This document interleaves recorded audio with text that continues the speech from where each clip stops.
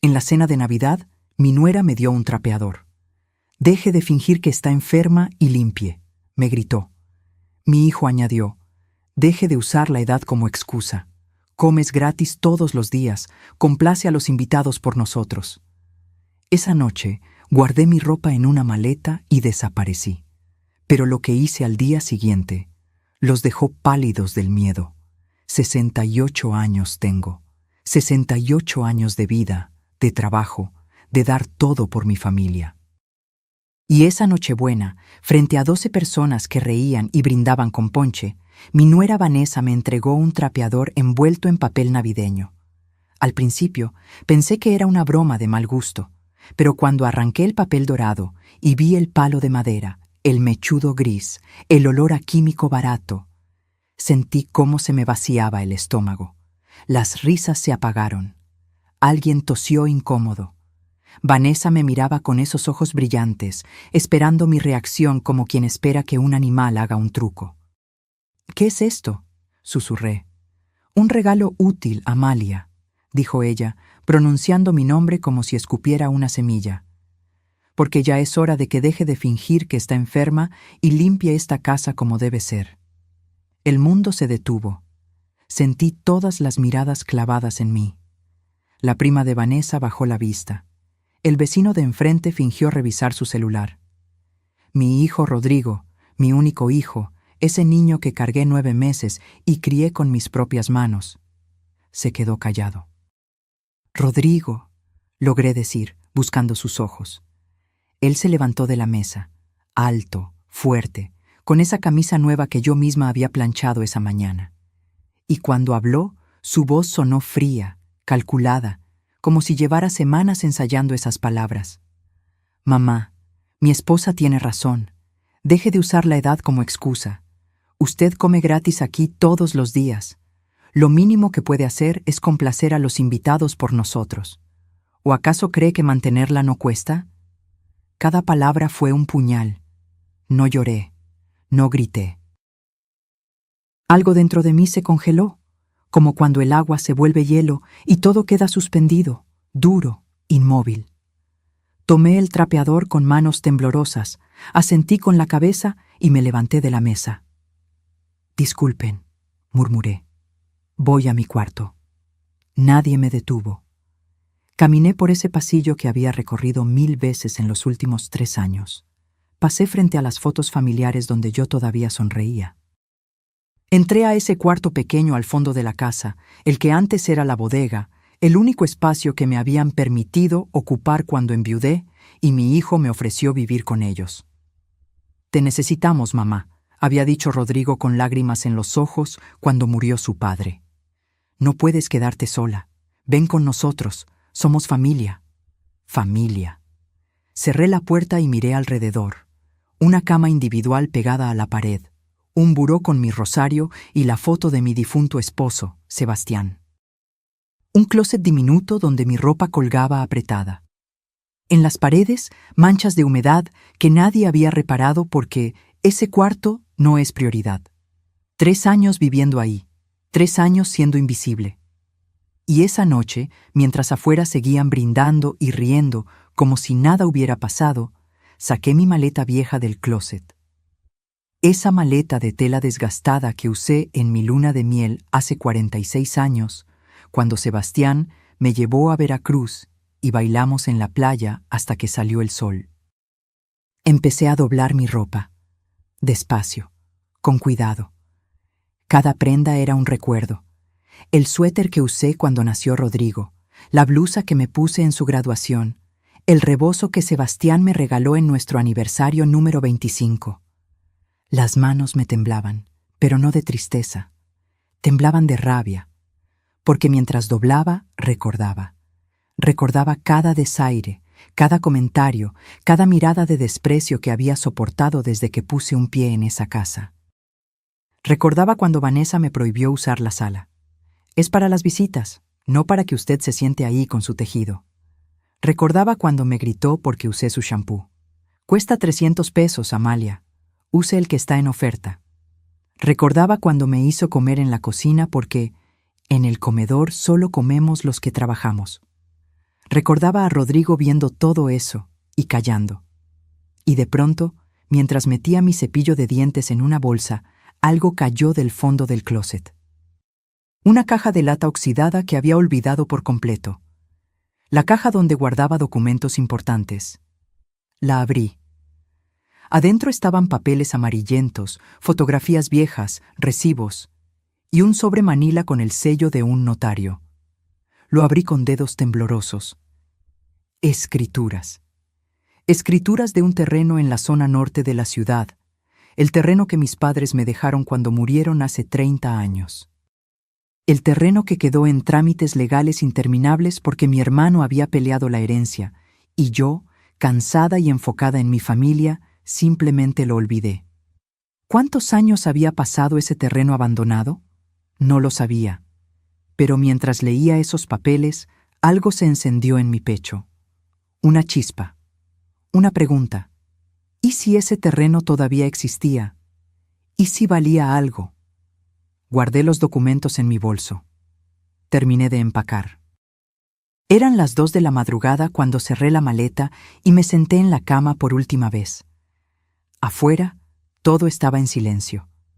Los invitados se habían ido. Rodrigo y Vanessa seguramente dormían en su cama king size, en su recámara con aire acondicionado, en su mundo donde yo no importaba. Me puse mi abrigo, tomé mi maleta, colgué mi bolso del hombro y salí. No dejé nota, no dije adiós, no hice ruido al cerrar la puerta. Simplemente desaparecí. Mientras caminaba por la calle vacía, jalando mi maleta por el pavimento frío, miré hacia atrás una sola vez. La casa estaba oscura. Las luces navideñas parpadeaban en la ventana como si todo estuviera perfecto. Pero yo sabía la verdad. Y en ese momento, bajo las estrellas de esa madrugada de Navidad, juré que nunca más volvería a ser invisible. Si esta historia te ha tocado el corazón, suscríbete al canal para seguir conociendo testimonios reales de vida, superación y dignidad, porque nadie merece ser tratado como menos. Y ahora, déjame contarte lo que pasó después de esa noche. ¿Qué descubrí al día siguiente que hizo temblar a mi hijo y mi nuera? Lo que encontré fue más que un simple terreno olvidado. Caminé 4 cuadras antes de que las piernas me fallaran. Me senté en la banquita de una parada de autobús, jalando aire como si hubiera corrido un maratón, la maleta a mis pies, el frío de diciembre mordiéndome los huesos, y por primera vez en 3 años sentí algo que había olvidado: libertad. Dolía. Dios, cómo dolía. Pero era mía. Saqué mi celular con manos temblorosas. 3 de la madrugada. ¿A quién podía llamar a esta hora? Mis amigas del antiguo barrio hacía años que no me buscaban. Rodrigo se había encargado de alejarme poco a poco. Mamá, esas señoras solo hablan puras chismes. Mamá, mejor quédate en casa, ya está oscuro. Vanessa había sido más directa. Si va a salir, avíseme. No quiero que ande de metiche diciéndole a la gente cómo vivimos aquí. Marqué el único número que sabía de memoria. Mi hermana menor, Socorro, contestó al 5.º timbrazo, con voz dormida y alarmada. ¿Bueno? ¿Quién habla? Soy yo, Coco. Silencio. Luego un grito ahogado. ¿Amalia? ¿Qué pasó? ¿Estás bien? ¿Te hicieron algo? Necesito... Se me quebró la voz. Necesito un lugar donde quedarme. ¿Dónde estás? En la calle Morelos, cerca de la casa de Rodrigo. No te muevas, voy por ti. Socorro llegó 20 minutos después en su viejo Chevy rojo, el mismo que su esposo Gerardo le regaló hace 15 años. Se bajó del coche como una tormenta, envuelta en una bata floreada y con el cabello revuelto. Me abrazó tan fuerte que casi no podía respirar. Te juro que voy a matar a ese hijo tuyo, susurró en mi oído. No respondí, porque en ese momento, si hubiera hablado, me habría derrumbado. El camino a su casa fue silencioso. Socorro vivía del otro lado de la ciudad, en una colonia más modesta pero llena de vida. Calles estrechas, casas pintadas de colores, perros ladrando en las azoteas. todo lo contrario al fraccionamiento privado donde vivía Rodrigo, con sus jardines perfectos y sus rejas eléctricas. Cuando llegamos, Gerardo ya tenía café caliente esperando. Me sentó en su mesa de cocina, me puso una cobija sobre los hombros y no hizo preguntas. Solo me apretó la mano. «Aquí estás segura, Amalia». Socorro se sentó frente a mí, con los ojos brillantes de furia contenida. «Cuéntame todo, y no te atrevas a defenderlo». Entonces hablé. Le conté los 3 años. No solo la humillación de esa noche, sino todo lo demás. Las migajas que me daban de comida mientras ellos pedían sushi de 2,000 pesos. Las veces que Vanessa revisaba mi closet para asegurarse de que no estuviera robando. El día que me enfermé, y Rodrigo me dijo, «Si va al doctor, págueselo usted. Nosotros no somos su seguro médico». Le conté cómo me levantaba a las 5 de la mañana para limpiar la casa antes de que ellos despertaran. Cómo cocinaba, lavaba, planchaba. Cómo una vez Vanessa tiró toda mi comida del refrigerador porque ocupa mucho espacio y huele feo. Le conté que hacía meses que no compraba ropa nueva, que mis zapatos estaban rotos, que había vendido mis aretes de oro para pagar una medicina cuando me dio gripa, y Rodrigo se negó a darme dinero. Me convertí en su sirvienta, Coco, y lo peor es que yo lo permití. Socorro golpeó la mesa con tanta fuerza que las tazas saltaron. Siempre supe que esa víbora te estaba usando, desde el día que la conocí, con sus uñas postizas y su perfume caro. Pero Rodrigo me rompe el corazón. Yo cambié sus pañales cuando tú trabajabas doble turno. Yo lo cuidé cuando tuvo varicela. ¿Y así te paga? Gerardo intervino con su voz calmada.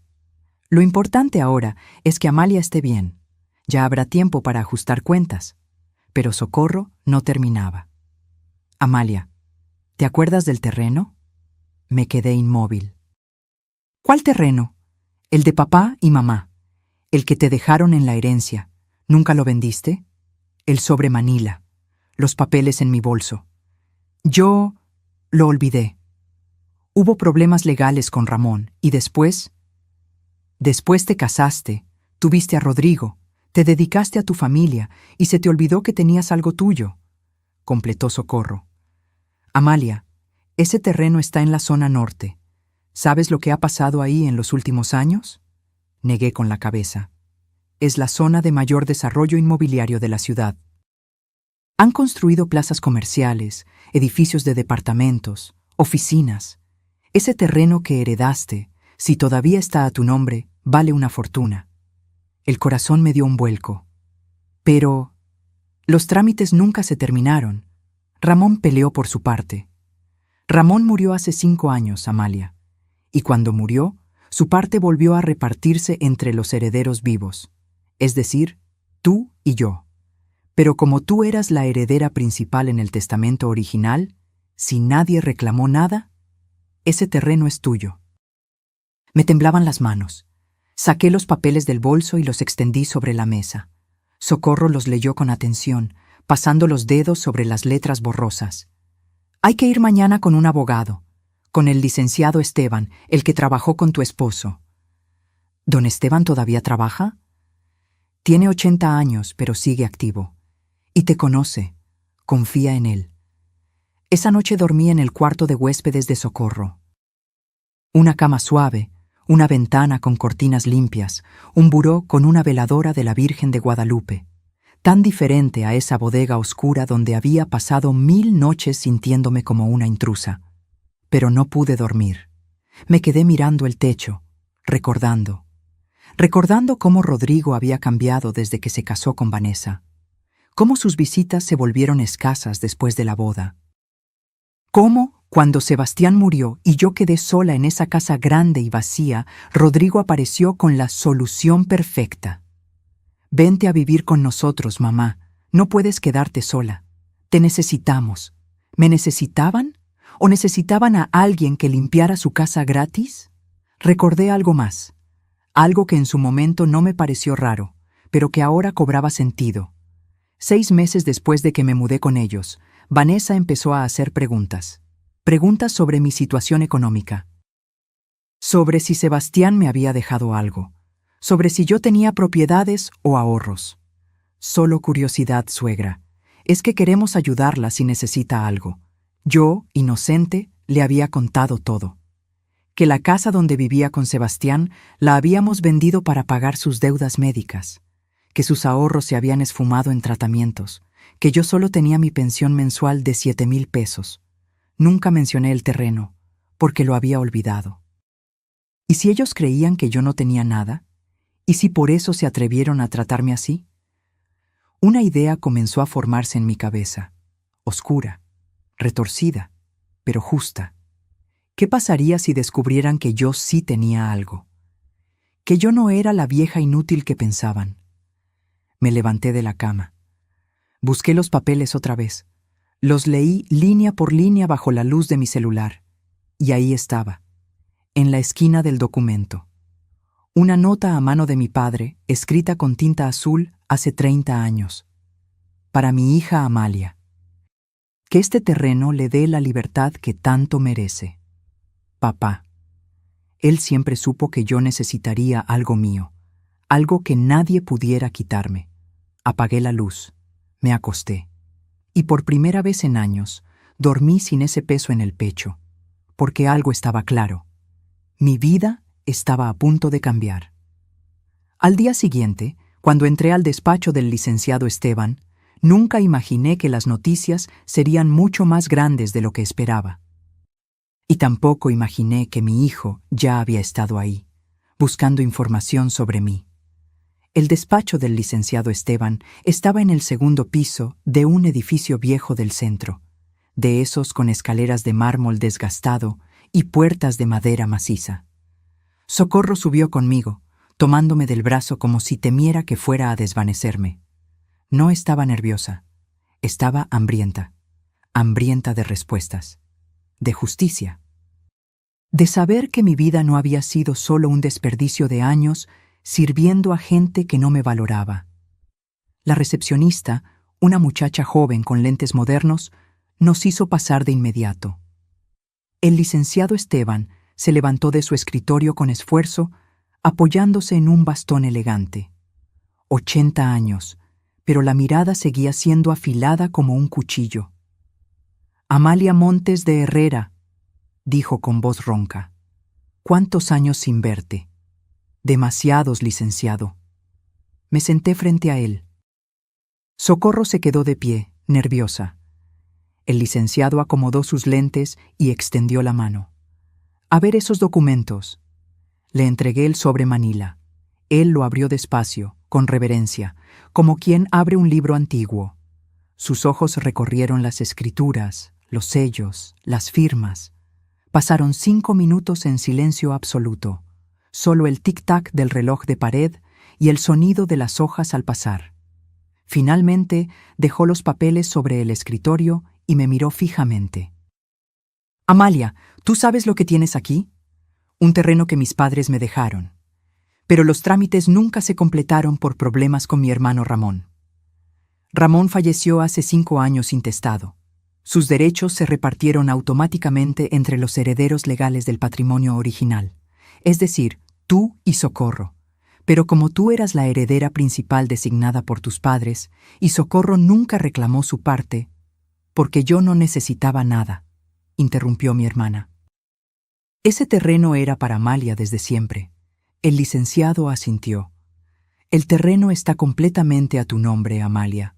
Los trámites se cerraron automáticamente hace 3 años por prescripción adquisitiva. Es tuyo. Legal, total, absolutamente tuyo. El corazón me latía tan fuerte que podía escucharlo en mis oídos. ¿Y vale algo? Don Esteban sacó una carpeta de su archivero. La abrió y me mostró mapas, avalúos recientes, fotografías satelitales. Ese terreno está en la avenida Insurgentes Norte, a 2 cuadras del nuevo centro comercial Galerías del Valle. Tiene 5,000 metros cuadrados. El metro cuadrado en esa zona está cotizado en 1,700 pesos. Hice los cálculos en mi cabeza. Socorro lo hizo más rápido. 8,5 millones de pesos, susurró. La oficina comenzó a girar. No puede ser. Sí puede ser, dijo el licenciado con una sonrisa. Y hay más. ¿Más? Tu esposo, Sebastián, fue un hombre previsor. Cuando trabajé con él hace años, no solo hicimos su testamento, también estableció varios certificados de inversión a tu nombre en el banco. Inversiones a largo plazo que maduraban 10 años después de su muerte. Sebastián murió hace 11 años. Exacto. Esas inversiones maduraron hace un año. Yo mandé cartas al domicilio donde vivías con tu hijo, pero nunca obtuve respuesta. La sangre se me heló. ¿Qué cartas? 3 cartas certificadas. La última hace 4 meses. Informándote que tenías 2.300.000 pesos esperando en una cuenta de fideicomiso. Socorro se dejó caer en una silla.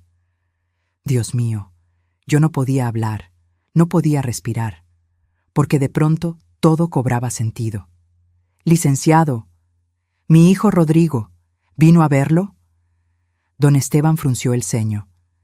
Sí, hace 4 meses, justo después de la última carta.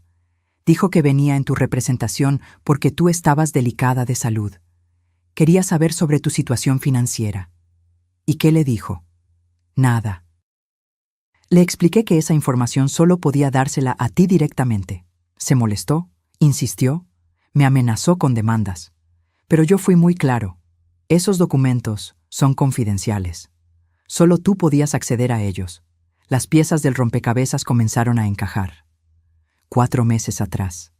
Justo cuando el trato en la casa empeoró. Cuando Vanessa comenzó a ser más cruel. Cuando Rodrigo dejó de mirarme a los ojos. Cuando empezaron las indirectas sobre el gasto que representaba mantenerme. Ellos sabían. No sabían los montos exactos, pero sabían que yo tenía algo. Y querían que me quedara ahí, sumisa, agradecida, invisible, hasta que muriera y pudieran heredar. Amalia, ¿estás bien?, preguntó Socorro, sacudiéndome del brazo. Sí, estoy... Respiré profundo. Estoy perfecta. Me levanté, caminé hacia la ventana. Desde ahí podía ver el centro de la ciudad, el tráfico, la gente caminando con prisa, viviendo sus vidas. Y yo, que me había creído acabada, sin opciones, sin valor, tenía más de 10 millones de pesos esperándome. Licenciado, ¿qué necesito para acceder a ese dinero? Tu identificación oficial y firmar unos documentos. El proceso toma 1 semana. ¿Y el terreno? Ya es tuyo, pero si quieres venderlo, puedo contactar a compradores interesados. Tengo 3 empresas que han preguntado por propiedades en esa zona. Podrías tener el dinero en 1 mes. Me di la vuelta. Los miré a ambos. Quiero venderlo. Y quiero que nadie, absolutamente nadie, sepa de esto todavía. Socorro sonrió. Era una sonrisa que conocía bien. La misma que ponía cuando éramos niñas y planeábamos alguna travesura. ¿Qué estás pensando, hermana? Estoy pensando que mi hijo y mi nuera me creyeron pobre, débil e inútil. Y que es momento de enseñarles quién soy realmente. Don Esteban se reclinó en su silla, con los ojos brillantes de diversión. Sebastián me contó una vez que cuando te proponías algo, movías cielo y tierra. Veo que no mentía. Mi esposo me conocía bien. Firmé papeles durante 2 horas, autorizaciones, poderes, documentos bancarios.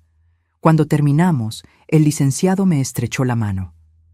En 1 semana tendrás acceso completo a tu dinero, Amalia, y en 1 mes, si todo sale bien con la venta del terreno, serás una mujer muy solvente. Salimos del despacho cuando el sol ya estaba alto. Socorro me abrazó en plena calle, sin importarle que la gente nos mirara. No puedo creerlo. No puedo creer que ese desgraciado de Rodrigo te haya tratado así sabiendo que tú tenías dinero. No sabía cuánto. Por eso fue a preguntar. ¿Y ahora qué vas a hacer? Me quedé pensando. El aire frío de diciembre me rozaba la cara. A lo lejos, alguien vendía tamales gritando. Una pareja joven caminaba tomada de la mano. La vida seguía para todos, y también para mí. Primero, voy a descansar, a procesar todo esto. Luego, voy a enseñarles que la peor decisión que tomaron fue subestimar a una madre herida. Socorro me miró con preocupación. No hagas ninguna locura, Amalia. No voy a hacer nada ilegal, Coco. Solo voy a darles una lección que nunca olvidarán. Esa noche, de vuelta en casa de mi hermana, me senté en el cuarto de huéspedes con mi celular en la mano. Tenía 52 llamadas perdidas de Rodrigo, 38 mensajes de WhatsApp. Los leí todos.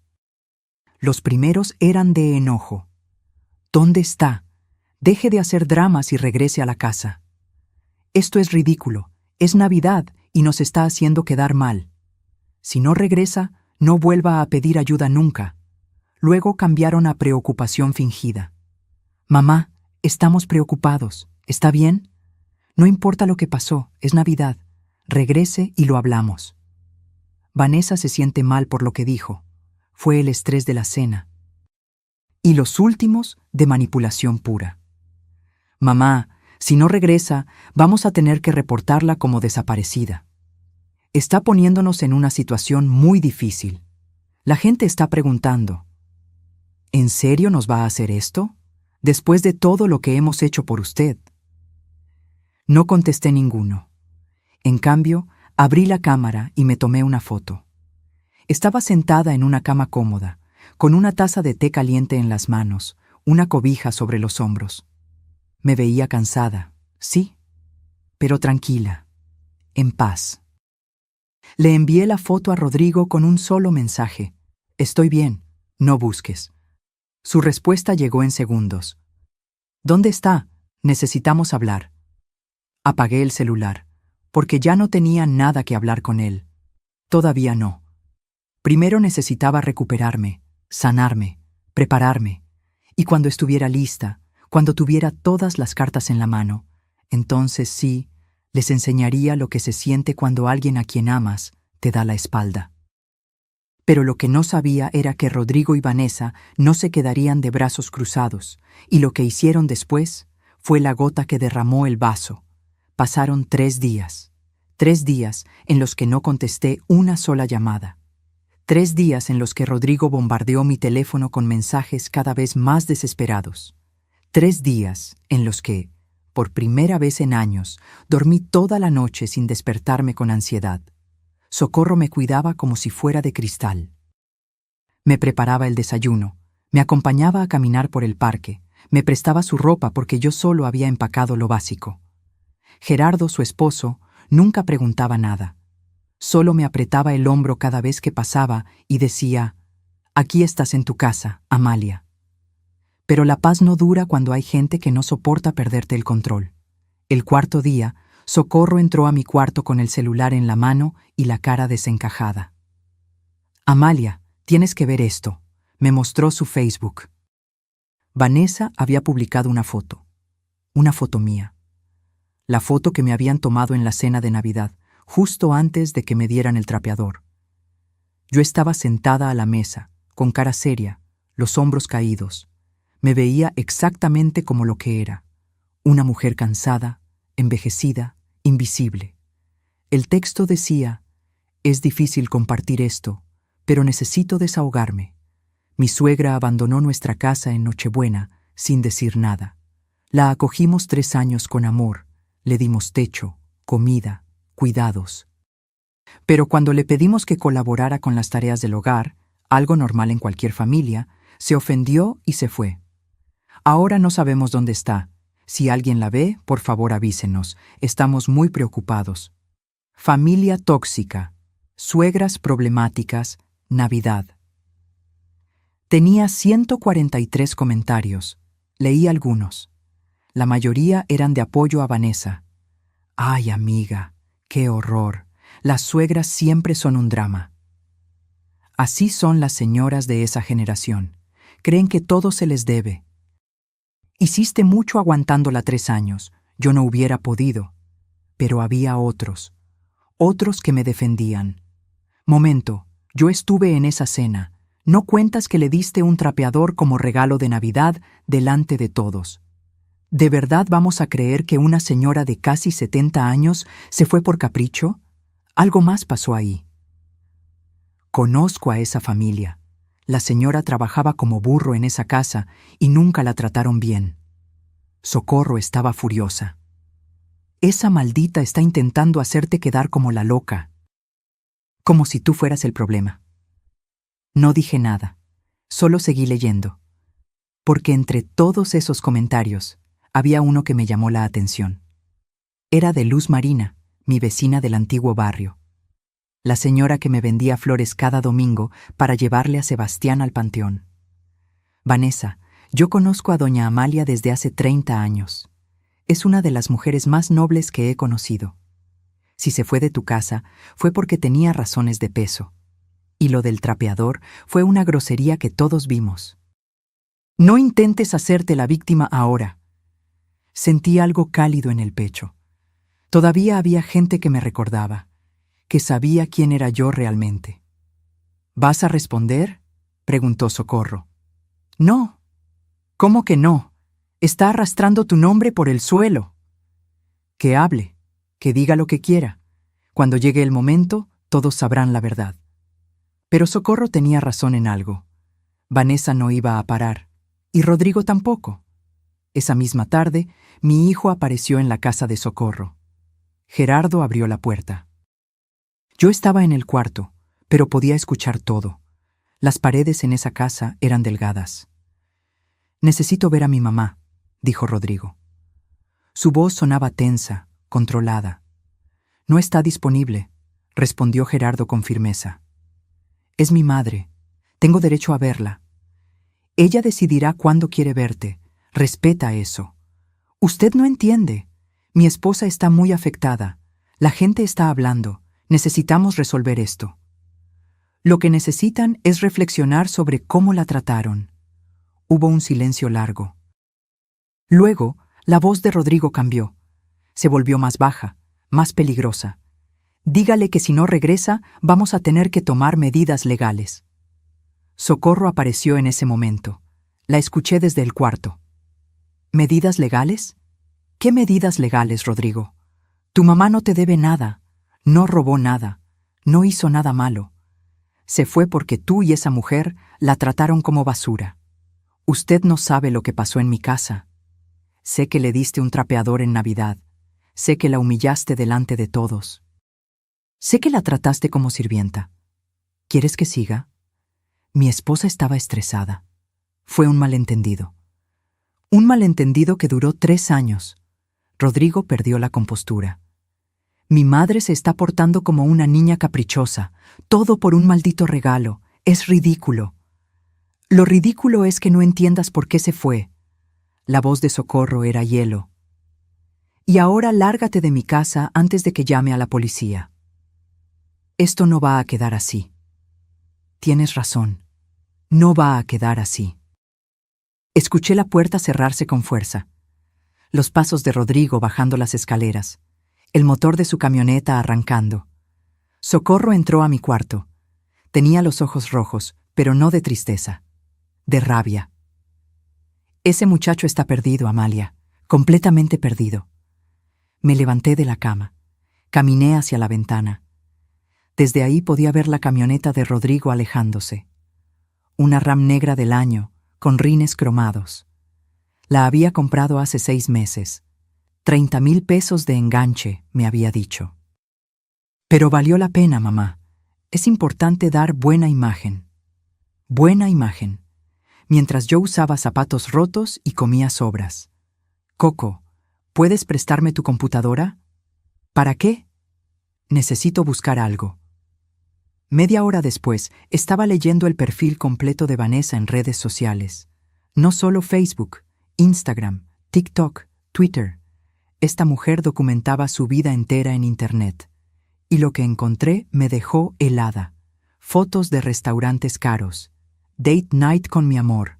Fotos en el gimnasio de lujo. Cuidándome para él, fotos de ropa de marca. Me consiento porque me lo merezco. Fotos en spas, en salones de belleza, en viajes a la playa. Todo mientras me decían que no había dinero para comprarme un par de zapatos nuevos. Pero había algo más, algo que me llamó la atención. En sus historias destacadas de Instagram había una sección llamada Nuestra casa. Entré, y ahí estaban, fotos del interior de la casa de Rodrigo, la sala que yo no podía usar, el comedor donde yo no podía sentarme, la cocina con electrodomésticos de acero inoxidable, y una foto en particular me partió el alma. Era mi cuarto, la bodega donde yo dormía.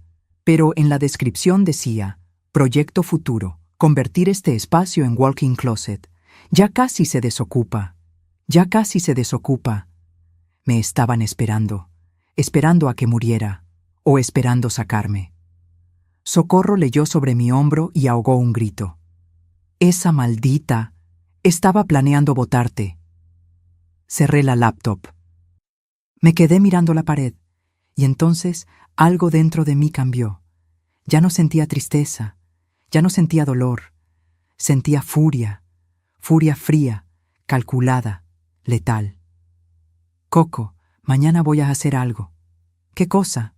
Voy a alquilar un departamento. ¿Para qué? Aquí estás bien. Porque necesito mi propio espacio. Y porque necesito que Rodrigo y Vanessa crean que sí estoy acabada. Que sí me fui porque no tengo a dónde ir. Que estoy vulnerable. Socorro me miró con los ojos entrecerrados.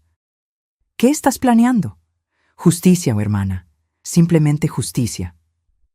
Esa noche, antes de dormir, abrí mi celular. Tenía un nuevo mensaje de Rodrigo. Ya no era amenazante ni fingidamente preocupado. Era directo. Mamá, sé que está con la tía Socorro. Solo quiero que sepa algo. La casa donde vivimos tiene una hipoteca de 3.200.000 pesos. Si no la pagamos en 3 meses, la perdemos. Vanessa y yo hemos hecho todo lo posible, pero ya no podemos más. Pensé que usted podría ayudarnos. Sé que papá le dejó algo. Solo necesitamos un préstamo. Se lo pagaríamos en cuanto salgamos adelante. Por favor, mamá. Somos familia. Leí el mensaje 3 veces, y entonces solté una risa. Una risa amarga, seca, que me sorprendió a mí misma. Ahí estaba, la verdad desnuda. No me querían de vuelta porque me extrañaran. Me querían de vuelta porque necesitaban mi dinero. Le respondí con calma, eligiendo cada palabra. Rodrigo, cuando me diste ese trapeador, me enseñaste que para ti yo solo valgo por lo que puedo hacer. Ahora me escribes porque necesitas dinero. ¿Ves el patrón? No soy tu madre, soy tu recurso. Y lamento decirte que ese recurso se agotó. Resuelve tus problemas tú solo. Envié el mensaje. Apagué el celular. Y por primera vez en 3 años, dormí con una sonrisa en los labios. Pero lo que no sabía era que Rodrigo, desesperado, tomaría una decisión que cambiaría todo. Y cuando me enteré de lo que hizo, supe que ya no había marcha atrás. El departamento que alquilé estaba en una colonia tranquila, lejos del fraccionamiento de Rodrigo. Era pequeño, una recámara, una salita con cocina integrada, un baño completo. Nada lujoso, pero era mío. Las paredes eran blancas, las ventanas daban a un parque donde los niños jugaban por las tardes, y por primera vez en años podía respirar sin sentir que alguien me vigilaba. Me mudé con lo poco que tenía. Socorro me ayudó a comprar algunas cosas básicas: platos, sábanas, una cafetera. Insistió en regalarme una virgen de cerámica para la entrada. Para que te proteja, dijo abrazándome. No le conté sobre el dinero. Todavía no. Quería mantener todo en secreto hasta el momento indicado. Una semana después de mudarme, el licenciado Esteban me llamó. Amalia, ven al despacho. Hay algo que necesitas saber. Su voz sonaba grave, preocupada. Llegué esa misma tarde. Don Esteban me esperaba con una carpeta azul sobre el escritorio. Se veía más viejo que la última vez, como si algo le pesara en los hombros. Siéntate, por favor. Me senté. El corazón ya me latía rápido. ¿Qué pasa, licenciado?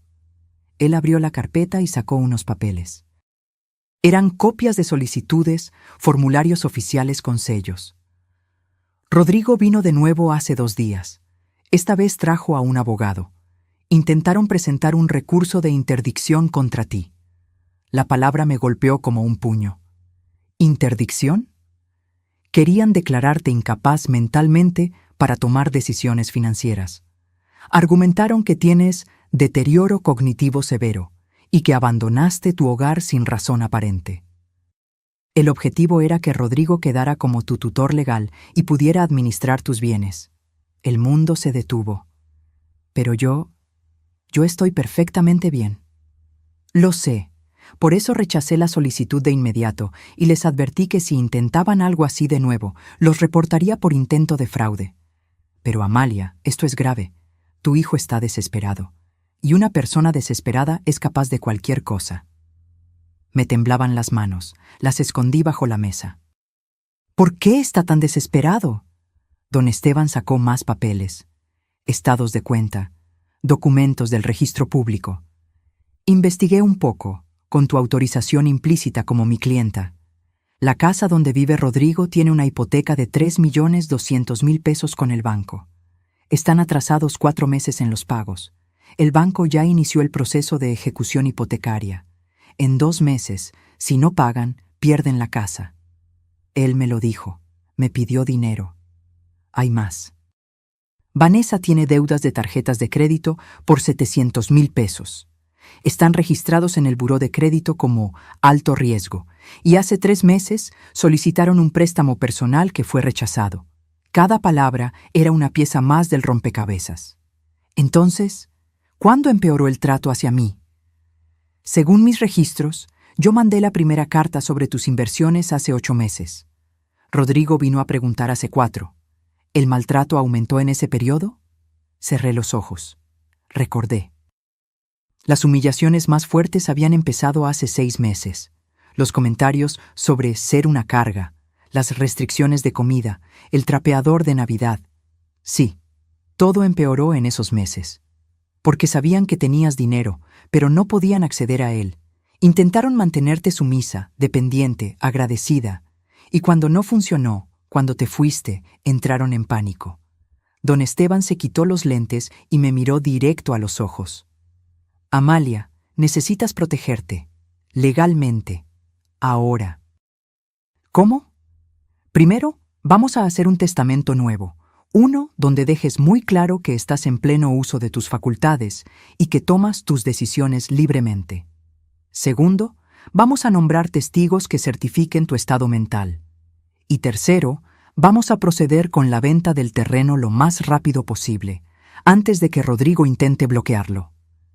¿Puede hacer eso? Puede intentarlo. Puede poner demandas infundadas que retrasen el proceso. Por eso debemos actuar rápido. Pasamos 3 horas en ese despacho. Firmé documentos, di testimonios grabados. Don Esteban trajo 2 testigos independientes, un médico y una trabajadora social, que me hicieron evaluaciones para certificar que yo estaba mentalmente competente. Cuando terminamos, estaba exhausta, pero también aliviada. El terreno se vendió, dijo don Esteban mientras guardaba los papeles. La empresa constructora aceptó la oferta, 8,5 millones de pesos. El dinero estará en tu cuenta en una semana. ¿Y las inversiones de Sebastián? Ya están disponibles. Solo necesitas ir al banco a firmar. 2,3 millones pesos.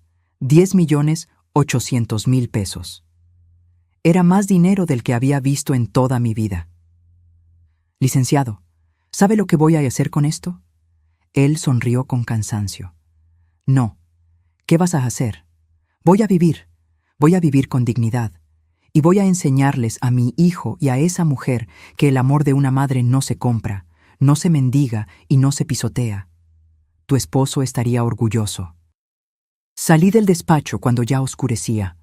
El centro estaba lleno de gente saliendo de trabajar, vendedores ambulantes gritando, el olor a fritangas y escape de camiones. Pero yo caminaba como flotando, porque por primera vez en años mi futuro dependía solo de mí. Llegué a mi departamento y me preparé un té. Me senté en el pequeño sillón que Socorro me había regalado y abrí mi celular. Tenía mensajes nuevos de Rodrigo. Ya no eran súplicas. Eran amenazas apenas disimuladas. Mamá, sé que el licenciado Esteban te está metiendo ideas en la cabeza. Él solo quiere tu dinero. No confíes en extraños, confía en tu familia. Vanessa está muy afectada por todo esto. Tuvo que ir al psicólogo. Si algo le pasa, será tu culpa. La gente del barrio está preguntando por ti. Están diciendo cosas horribles. ¿Eso es lo que quieres? ¿Destruir el nombre de esta familia? Bloqueé su número. Pero no bloqueé a Luz Marina, mi antigua vecina. Ella me había escrito también. Doña Amalia, no sé si verá este mensaje, pero quiero que sepa algo. Su hijo estuvo preguntando en el barrio si alguien sabía dónde estaba usted. Parecía muy nervioso.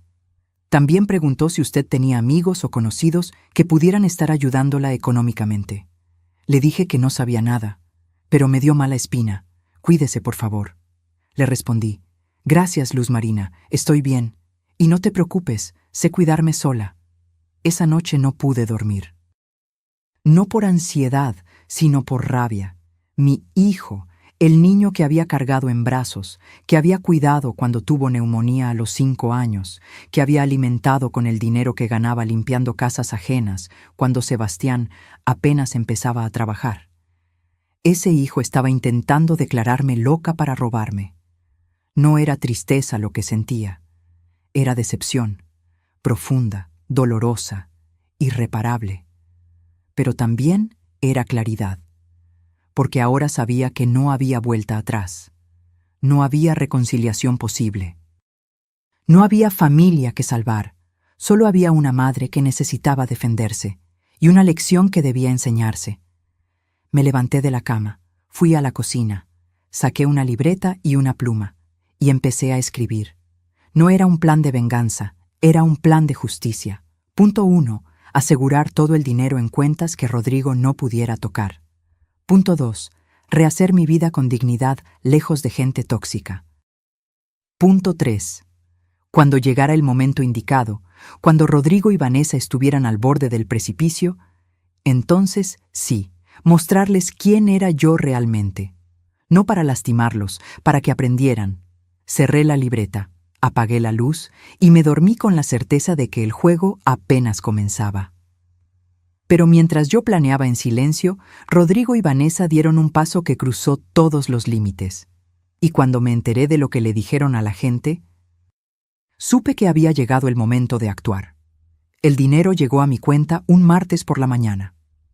Estaba tomando café en mi pequeña cocina cuando el celular vibró con la notificación del banco. Transferencia recibida. 10,800,000 pesos. Me quedé mirando la pantalla durante 5 minutos completos. Los números parecían irreales, como si fueran a desaparecer si parpadeaba. Pero no desaparecieron. Llamé a don Esteban de inmediato. Licenciado, el dinero ya está. Perfecto. Ahora escúchame bien, Amalia. Divide ese dinero en varias cuentas, no todo en un solo lugar, y contrata los servicios de banca privada del banco. Necesitas protección adicional. ¿Protección? Si Rodrigo intenta algo legal, queremos que quede claro que ese dinero está bien administrado y que tú estás en pleno control de tus decisiones. Seguí sus instrucciones al pie de la letra. Esa misma tarde fui al banco. Me atendió una ejecutiva joven, elegante, que al ver el monto en mi cuenta cambió completamente de actitud. Señora Herrera, será un honor ayudarla. ¿Ha considerado opciones de inversión? 3 horas después, salí del banco con todo organizado. 4 millones en inversiones a plazo fijo, 3 millones en una cuenta de ahorro con rendimientos, 2 millones en una cuenta corriente accesible y 1,800,000 en otra cuenta para gastos y emergencias. Me sentía poderosa. No por el dinero en sí, sino por la seguridad que me daba. La libertad. Caminé por el centro comercial cercano. Hacía años que no entraba a una tienda de ropa sin mirar los precios. Años que no me compraba algo simplemente porque me gustaba. Entré a una boutique. Una vendedora se acercó con sonrisa profesional. Buenas tardes, señora. ¿Busca algo en particular? Sí. Busco verme como la mujer que soy, no como la mujer que me hicieron creer que era. Ella parpadeó, confundida. Luego sonrió con complicidad. Entiendo perfectamente. Venga conmigo. Salí de ahí con 4 bolsas. Ropa nueva, zapatos cómodos pero elegantes, un abrigo de lana color vino. Gasté 12,000 pesos sin pestañear. Luego fui a la peluquería. Me corté el cabello que había traído largo y descuidado durante años. La estilista, una muchacha con mechas moradas, me aconsejó: ¿qué tal un corte bob a los hombros? Le daría un aire renovado, más juvenil. Hágalo. 2 horas después, salí de ahí con un corte moderno, el cabello pintado para cubrir las canas, y sintiéndome 30 años más joven. De regreso a mi departamento, me vi en el espejo del elevador, y no reconocí a la mujer que me devolvía la mirada. Esa mujer tenía la espalda derecha, la mirada firme, una sonrisa leve pero segura. Esa mujer ya no pedía permiso para existir. Los días siguientes fueron de reconstrucción. Me inscribí en un club de lectura que se reunía los jueves en la biblioteca municipal. Ahí conocí a Hortensia, una señora de 72 años, con un humor afilado y una risa contagiosa. Amalia, ¿verdad? Socorro me habló de ti, me dijo mientras tomábamos café después de la sesión. ¿Conoces a mi hermana? Desde hace años. Me contó por lo que pasaste. Y déjame decirte algo. Cualquier hijo que trate así a su madre no merece el apellido que lleva. Me cayó bien de inmediato. Fue Hortensia quien, 2 semanas después, me dio la información que lo cambió todo. Estábamos en su casa, tomando té de manzanilla y comiendo galletas de avena, cuando ella puso cara seria. Amalia, necesito contarte algo, pero me vas a prometer que no vas a hacer ninguna locura. El corazón me dio un vuelco. ¿Qué pasa? Vanessa anda diciendo cosas feas. ¿Qué tipo de cosas? Hortensia sacó su celular y me mostró un grupo de WhatsApp. Se llamaba Vecinas del Fraccionamiento Valle Dorado. Yo había vivido ahí cuando estaba con Rodrigo, pero nunca me habían incluido en ese grupo. Scrolleó hasta encontrar los mensajes. Eran de Vanessa, de hace 3 días. Chicas, necesito su consejo. Mi suegra nos robó dinero y desapareció. Hemos intentado hablar con ella, pero nos tiene bloqueados. Estamos considerando denunciarla. ¿Alguna sabe de un buen abogado? Sentí que la sangre me hervía. Seguí leyendo las respuestas. Ay no, amiga, ¿cuánto les robó? ¡Qué horror! Las suegras siempre son problemáticas. Yo conozco un abogado especialista en fraude familiar. Te paso su contacto. Pero también había otros mensajes. Mensajes que me sorprendieron. Vanessa, yo vi cómo tratabas a tu suegra. No creo que ella sea la mala aquí. Un momento, ¿no fue ella a quien le diste un trapeador en Navidad delante de todos? Mi esposo estaba en esa cena y me contó. Si tu suegra se fue, fue por algo. Y sinceramente, no me sorprende. Vanessa había respondido con furia. Ustedes no saben nada de lo que pasó en mi casa. Doña Amalia siempre fue manipuladora. Fingía estar enferma para no trabajar. Nos sacó hasta el último peso. Hortensia me quitó el celular de las manos. Ya es suficiente. No necesitas leer más. Está diciendo que le robé. Y la mitad del grupo no le cree. Pero Amalia, esto es serio. Si presenta una denuncia falsa, que la presente. Hortensia me miró sorprendida. ¿Qué? Que presente la denuncia. Que diga lo que quiera. Porque cuando llegue el momento, voy a demostrarle a todos quién es la mentirosa. ¿Tienes pruebas? Sonreí. Una sonrisa fría que me sorprendió a mí misma. Tengo algo mejor. Tengo la verdad. Y tengo recursos para defenderla. Esa noche, de regreso en mi departamento, saqué la libreta donde había escrito mi plan. Le añadí un punto nuevo. Punto 4. Dejar que se hundan solos. No intervenir. Solo observar. Porque me había dado cuenta de algo.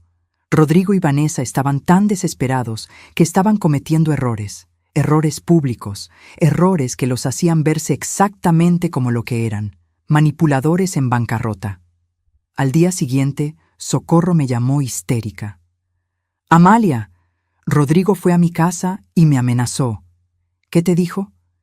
«Que si no le decía dónde estabas, iba a demandarme por encubrimiento». Le dije que se fuera al diablo. Gerardo casi lo saca a golpes. Está desesperado. ¿Y tú estás bien? Estoy perfecta, Coco. Mejor que nunca. Amalia, ese tono de voz me asusta. No te asuste, solo confía en mí. Colgué y me quedé mirando por la ventana. Afuera, los niños jugaban en el parque. Una pareja de ancianos caminaba tomada de la mano.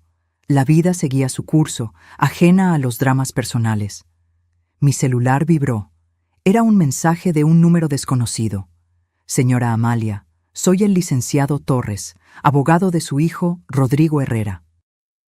Me gustaría conversar con usted sobre una posible reconciliación familiar y discutir algunos asuntos patrimoniales pendientes. ¿Podríamos reunirnos?» Así que habían contratado un abogado. Le reenvié el mensaje a don Esteban. Su respuesta llegó en minutos. «No contestes. Cualquier comunicación será a través de mí. Ya me encargo». Esa noche dormí tranquila, porque sabía que Rodrigo estaba haciendo exactamente lo que yo esperaba, moverse con pánico, sin estrategia, dejando un rastro de evidencia de su desesperación. Y mientras él se hundía, yo me elevaba. Había pasado de ser la vieja invisible, la carga, la que comía gratis, a ser una mujer con recursos, con dignidad, con un plan. Y lo mejor de todo, ellos no tenían idea de lo que se les venía encima. Pero entonces, algo que no esperaba sucedió. Rodrigo tomó una decisión tan baja, tan rastrera, que supe que ya no había redención posible. Y fue en ese momento cuando decidí que había llegado la hora de enseñarles la lección que nunca olvidarían. El mensaje llegó un viernes por la tarde. No era de Rodrigo. Era de un número que reconocí de inmediato, aunque hacía años que no lo veía. Mi prima Leonor, la hermana de mi difunto esposo Sebastián. «Amalia, necesito hablar contigo. Es urgente. Por favor, llámame». Leonor vivía en Querétaro. No nos habíamos visto desde el funeral de Sebastián. Éramos cercanas antes, pero la distancia y la vida nos habían alejado. ¿Por qué me escribía ahora? Marqué su número con desconfianza. «¿Leonor?» «Amalia, gracias a Dios que contestas». Su voz sonaba angustiada. «Necesito contarte algo. Rodrigo me llamó ayer. Se me heló la sangre». «¿Qué te dijo?» «Me dijo que estás muy enferma, que tienes demencia avanzada y que te escapaste de casa. Que están desesperados buscándote porque necesitas medicamentos y cuidados especiales. Me pidió que si sabía algo de ti, se lo dijera de inmediato». Cerré los ojos, respiré profundo. «Leonor, ¿tú le creíste?» Hubo una pausa larga. Al principio sí, me asusté mucho, pero luego pensé, si Amalia está tan enferma, ¿por qué Rodrigo no ha reportado nada oficial? ¿Por qué no ha ido a la policía?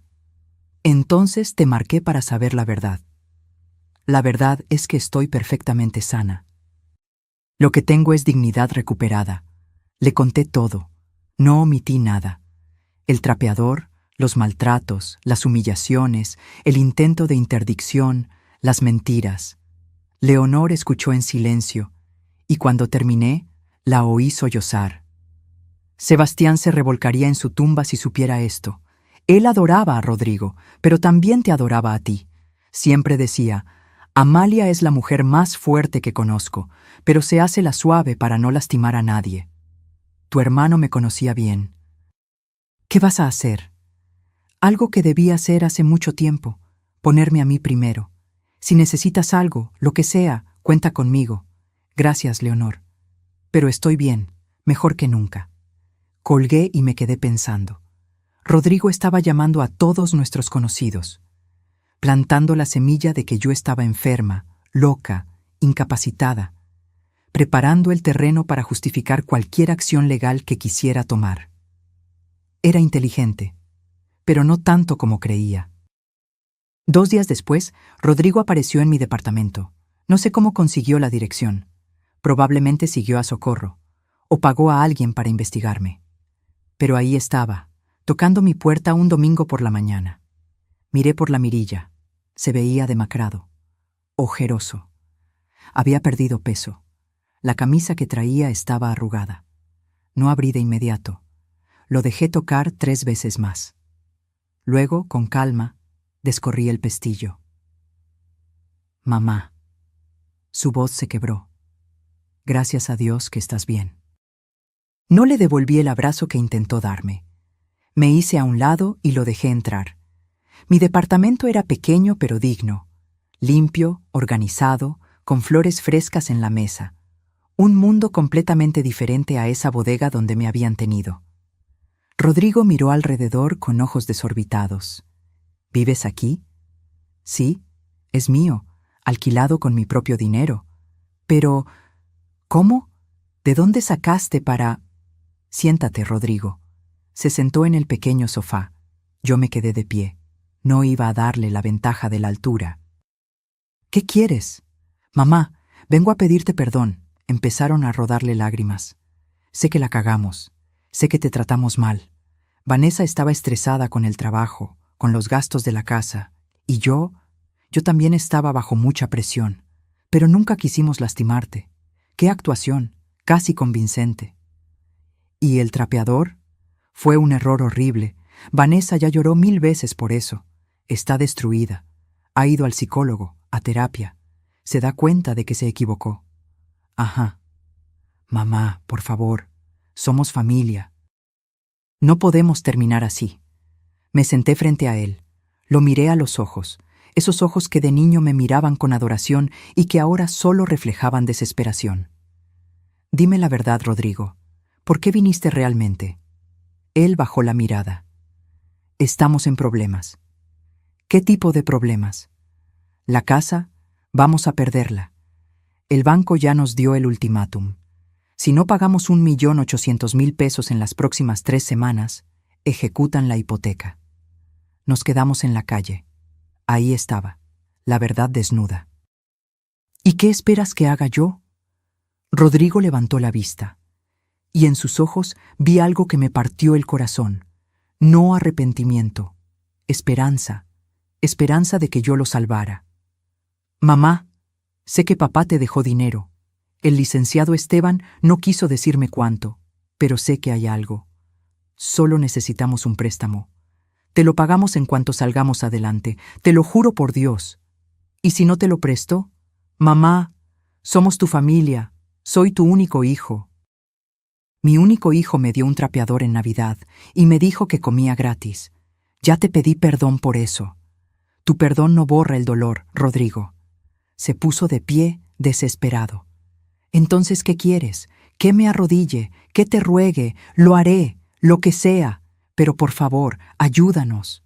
Lo miré durante un largo momento. Y entonces hice algo que me sorprendió a mí misma. Fingí dudar. No sé, Rodrigo, es mucho dinero. Lo sé, pero te lo pagaremos, con intereses si quieres. Necesito pensarlo. ¿Cuánto tiempo necesitas? 1 semana. Se le iluminó la cara. Realmente creyó que lo había convencido. Gracias, mamá. Gracias. No sabes lo que esto significa para nosotros. Lo acompañé a la puerta. Antes de irse, intentó abrazarme de nuevo. Esta vez lo permití, pero sentí su abrazo como lo que era. La trampa de un cazador desesperado. Cuando se fue, llamé a don Esteban. Licenciado, Rodrigo vino a pedirme dinero. ¿Le dijiste que no? Le dije que lo pensaría. Silencio al otro lado. Amalia, ¿qué estás planeando? Voy a darles lo que quieren, pero con condiciones. ¿Qué tipo de condiciones? Las mías. Los siguientes días fueron de preparación meticulosa. Don Esteban y yo diseñamos un documento, un contrato de préstamo familiar con cláusulas muy específicas. Y un testamento nuevo, blindado, con testigos y certificaciones médicas que dejaban claro que yo estaba en pleno uso de mis facultades. También hice algo más, algo que me dolió, pero era necesario. Contraté a un investigador privado. Necesito que averigüe todo sobre la situación financiera de mi hijo y su esposa, le dije al hombre, un tipo de 50 años con cara de no sorprenderse de nada. Deudas, gastos, movimientos bancarios, todo lo que sea legal obtener. ¿Tiene algo específico que busque? Quiero saber si han mentido sobre algo, si hay gastos ocultos, si hay algo que no cuadre con su historia de víctimas. El investigador entregó su reporte 5 días después. Y lo que encontré me confirmó todo lo que necesitaba saber. Vanessa había gastado 120,000 pesos en el último año en tratamientos estéticos, ropa de marca y viajes. Rodrigo había comprado una motocicleta de 80,000 pesos hace 3 meses que escondía en casa de un amigo. Habían renovado completamente su recámara y baño principal con 200,000 pesos en acabados de lujo. Todo mientras me decían que no había dinero para comprarme zapatos. Guardé el reporte en una carpeta. Y esperé. El sábado, Rodrigo volvió. Esta vez con Vanessa. Ella traía un vestido sencillo, sin maquillaje, el cabello recogido, tratando de verse humilde, arrepentida. «Doña Amalia», dijo con voz temblorosa, «sé que no merezco su perdón. Lo que hice fue imperdonable, pero le juro que he cambiado. He ido a terapia, he trabajado en mí misma. Solo le pido una oportunidad de demostrárselo. ¡Qué gran actriz! Siéntense», dije. Se sentaron juntos en el sofá, tomados de la mano. La pareja perfecta en crisis. Saqué los documentos que don Esteban había preparado. Si voy a prestarles dinero, será bajo mis condiciones. Las que sean, dijo Rodrigo de inmediato. Primero, es un préstamo, no un regalo. Firmarán un pagaré legal. Tienen 2 años para pagarlo con un interés del 10% anual. Perfecto. Segundo, como garantía, la casa quedará a mi nombre hasta que terminen de pagar. Rodrigo palideció. Mamá, eso es lo que pasa cuando pides dinero prestado. Se llama garantía. Vanessa le apretó la mano. Está bien, Rodrigo, lo importante es no perder la casa.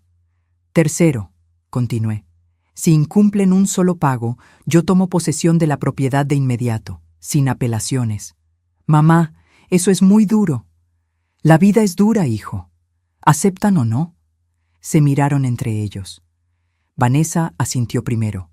Rodrigo, con la mandíbula tensa, también asintió. Aceptamos. Entonces firmen. Firmaron. Cada hoja, cada cláusula. Don Esteban había venido como testigo, junto con Socorro y Gerardo. Cuando terminaron, Rodrigo me miró con ojos húmedos. Gracias, mamá. No sabes cuánto significa esto. Oh, créeme, dije con una sonrisa que no les gustó. Sé exactamente lo que significa. Les transferí el 1,800,000 pesos esa misma tarde. Salieron de mi departamento aliviados, pensando que habían ganado, pero no sabían que yo acababa de tender la trampa perfecta. Porque en ese contrato había una cláusula que no habían leído con cuidado.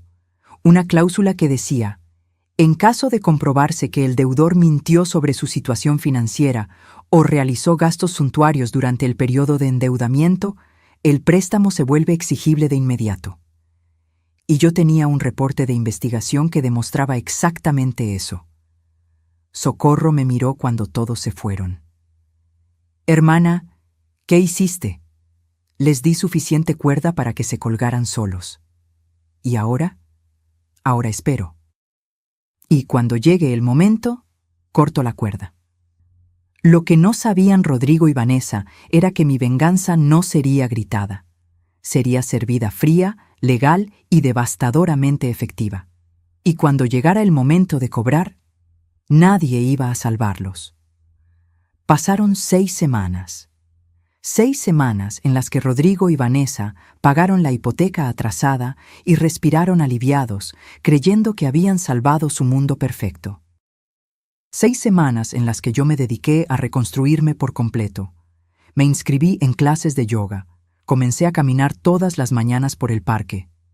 Retomé mi pasión por la pintura, algo que había abandonado cuando me casé. Compré lienzos, pinceles, óleos.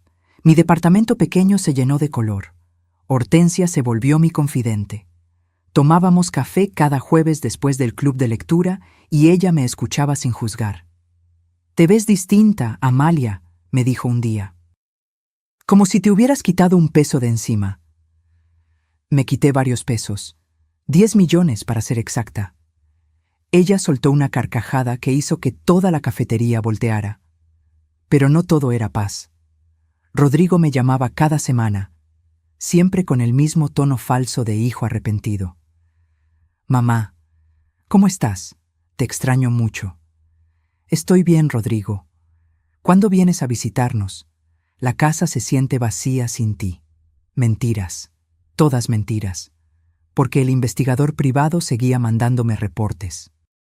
Y en esos reportes yo veía la verdad. Vanessa había publicado en Instagram una foto de su nuevo walk-in closet.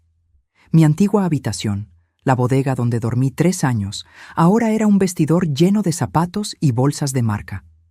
La foto tenía un pie que decía: «Por fin terminamos la remodelación. A veces los cambios son necesarios. Los comentarios eran predecibles. Quedó hermoso, amiga. Te lo mereces». ¿Y tu suegra? Vanessa había respondido ese último: «Ella está mejor donde está». Todos ganamos. Guardé capturas de pantalla de todo. Era mediados de febrero cuando decidí que había llegado el momento de la primera revelación. Llamé a Rodrigo. «Hijo, quiero invitarte a cenar, a ti y a Vanessa». Silencio sorprendido al otro lado. «¿En serio, mamá? ¿En serio? Para hablar del futuro. Creo que es hora de que arreglemos las cosas como familia». «Me encantaría. ¿Cuándo?» «Este sábado, en el restaurante Casa Bella, el del centro, a las 8 de la noche. Ahí estaremos». «Gracias, mamá. Esto significa mucho». Colgué y marqué a don Esteban. «Licenciado, necesito que esté en el restaurante Casa Bella este sábado a las 8. Discreto, en una mesa aparte, como testigo. ¿Va a pasar algo? Va a pasar la verdad. El sábado llegué al restaurante media hora antes. Casa Bella era un lugar elegante pero no ostentoso. Manteles blancos, velas en las mesas, música de piano en vivo. Había reservado una mesa en el rincón, con privacidad pero visible. Don Esteban ya estaba ahí, en una mesa del otro lado del salón, leyendo un periódico. Me saludó con un gesto discreto. Rodrigo y Vanessa llegaron puntuales. Ella traía un vestido negro sencillo, maquillaje suave. Él, un saco sport azul marino, tratando de verse respetables. «Mamá», Rodrigo me besó la mejilla. «Te ves muy bien». «Gracias, siéntense». Ordenamos la cena. Yo pedí salmón, ellos, cortes de carne caros, por supuesto. Durante la entrada, hablamos de trivialidades, el clima, las noticias. Vanessa me preguntó por mi departamento con falso interés. «¿Es cómodo donde vive, doña Amalia?» «Muy cómodo. Es pequeño, pero es mío. Puedo respirar». Ella captó el énfasis en respirar y desvió la mirada. Cuando llegó el plato fuerte, decidí empezar. «Rodrigo, quiero hablar sobre el préstamo». Él se tensó. «Claro, mamá. Todo va muy bien. Vamos a empezar a pagarte en marzo, como acordamos». «Eso me da gusto, pero hay algo que necesito aclarar». Saqué una carpeta de mi bolso. La puse sobre la mesa. Vanessa la miró con recelo. «¿Qué es eso?» «Información. Información que obtuve de forma completamente legal». Abrí la carpeta. Saqué los reportes del investigador, las capturas de pantalla de Instagram, los estados de cuenta que el investigador había conseguido a través de fuentes públicas. «Rodrigo, ¿recuerdas que me dijiste que estaban en bancarrota? ¿Que no tenían dinero ni para comer?» «Mamá, yo nunca dije...». «Lo dijiste. Y Vanessa también. Me dijeron que estaban desesperados, que todo era por la hipoteca, que habían hecho todo lo posible para pagar». Puse sobre la mesa la foto del walk-in closet. «¿Esto es hacer todo lo posible?» Vanessa palideció. Eso es viejo. Está fechado hace 3 semanas, justo después de que les presté el dinero. Puse más fotos. Vanessa en un spa, Rodrigo en un restaurante de sushi con amigos, recibos de compras en tiendas departamentales. Gastaron 180,000 pesos en los últimos 2 meses. En lujos, mientras me decían que no tenían ni para comer. Rodrigo intentó tomar los papeles. Lo detuve con la mano. No los toques, son copias. Los originales están con mi abogado. Mamá, esto es un malentendido. ¿Malentendido? Mi voz se elevó lo suficiente para que las mesas cercanas voltearan. ¿Malentendido es mentirme? ¿Malentendido es tratarme como basura mientras ustedes vivían como reyes? Vanessa intentó levantarse. Rodrigo la detuvo. Doña Amalia, no es lo que parece. Siéntate, ordené. Algo en mi tono la hizo obedecer. Voy a decirles algo que debí decirles hace mucho tiempo. Ustedes no me necesitaban. Me usaron. Me tuvieron 3 años limpiando su casa, cocinando su comida, aguantando sus humillaciones. Y cuando ya no les fui útil como sirvienta, me quisieron útil como banco. Mamá, por favor. No he terminado, Rodrigo. Me puse de pie. Los miré desde arriba. ¿Saben lo que se siente que tu propio hijo te diga que comes gratis? ¿Que te trate como si fueras una carga? Yo te di la vida. Te cuidé cuando estabas enfermo. Trabajé doble turno para pagarte la universidad. Y tú me pagaste con un trapeador. Las lágrimas comenzaron a rodar por mis mejillas, pero no de debilidad, de rabia liberada. Ese trapeador fue el mejor regalo que me dieron, porque me despertó. Me hizo ver que yo valía más que lo que ustedes me hacían creer. Rodrigo tenía la cara roja. Si tanto nos odias, ¿por qué nos prestaste el dinero? Sonreí, una sonrisa fría que hizo que Vanessa se estremeciera, porque quería darles una lección y porque quería que firmaran un contrato que ahora los tiene exactamente donde yo quiero. ¿De qué hablas? Saqué el contrato que habían firmado. Señalé la cláusula en letra pequeña. Lean esto. Léanlo en voz alta para que quede claro. Rodrigo tomó el papel con manos temblorosas. Leyó. En caso de comprobarse que el deudor mintió sobre su situación financiera o realizó gastos suntuarios durante el periodo de endeudamiento, el préstamo se vuelve exigible de inmediato con un recargo del 30%. El silencio fue absoluto. Eso significa, continué, que ustedes me deben ahora 2,340,000 pesos. Pagaderos en 30 días. O pierden la casa. Vanessa soltó un grito ahogado. «Usted no puede hacer eso». «Claro que puedo». Lo firmaron. Está legal, y tengo pruebas de que mintieron sobre su situación financiera. Me incliné sobre la mesa. Los miré fijamente a ambos. ¿Pero saben qué es lo más triste de todo esto? No es que me hayan mentido, no es que me hayan usado. Es que yo estaba dispuesta a perdonarlos. Realmente quería creer que mi hijo todavía tenía algo de la decencia con la que lo crié. Pero ustedes no cambiaron. Siguieron mintiendo, siguieron gastando, siguieron sin respetarme. Rodrigo intentó hablar. Le hice una señal de silencio. No he terminado. Porque hay algo más que necesitan saber. Me senté de nuevo. Crucé las manos sobre la mesa con calma. ¿Se acuerdan cuando fueron a ver al licenciado Esteban hace meses? Cuando Rodrigo intentó averiguar sobre mi situación financiera, Rodrigo se puso pálido. ¿Cómo sabes? Porque el licenciado Esteban es mi abogado, Rodrigo, y me contó todo. Me contó cómo intentaste declararme incapaz, cómo quisiste quedarte con mi dinero. ¿Cómo planeabas todo desde hace meses? Mamá, yo solo estaba preocupado por ti. ¡Mentira! Mi voz resonó en todo el restaurante. Estabas preocupado por tu hipoteca, por tus deudas, por mantener tu estilo de vida a costa mía. Vanessa se levantó de golpe. No voy a quedarme aquí escuchando esto. Vámonos, Rodrigo. Siéntate, Vanessa, dijo una voz desde atrás. Don Esteban se había acercado a nuestra mesa.